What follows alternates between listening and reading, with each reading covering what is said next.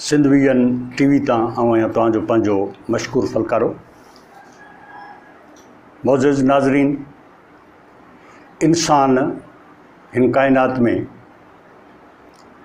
तमामु घणो ॿियनि साह वारनि खां अकुलमंद आहे ऐं ईअं सम्झिजे त ख़ुदा ताला पाण फरमाए थो त इंसान खे मूं जेको ख़लक़ियो सो अहसन तक़वीम ख़लक़ियो।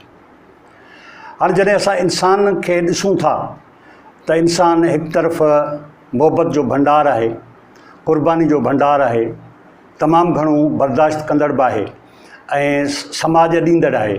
त ॿिए तरफ़ असां ॾिसूं था त इंसान इंतिहाई ख़तरनाक ख़ौफ़नाक वहशी बि निकितो आहे ऐं जिते हुन ज़िंदगी खे बचाइण जूं शयूं ठाहियूं आहिनि उते अॼु ॾींहं ताईं हू मौतमार शयुनि जी बि ईजाद करे थो।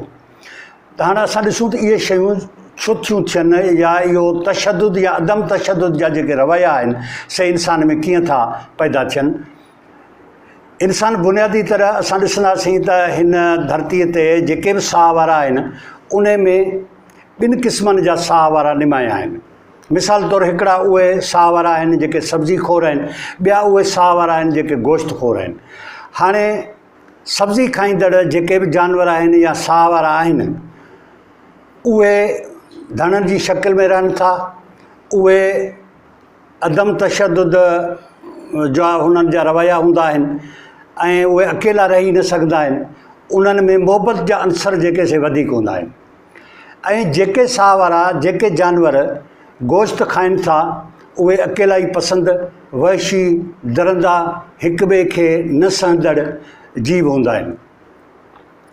इंसान बुनियादी तरह सब्ज़ी खोर बि आहे, गोश्त खोर बि आहे।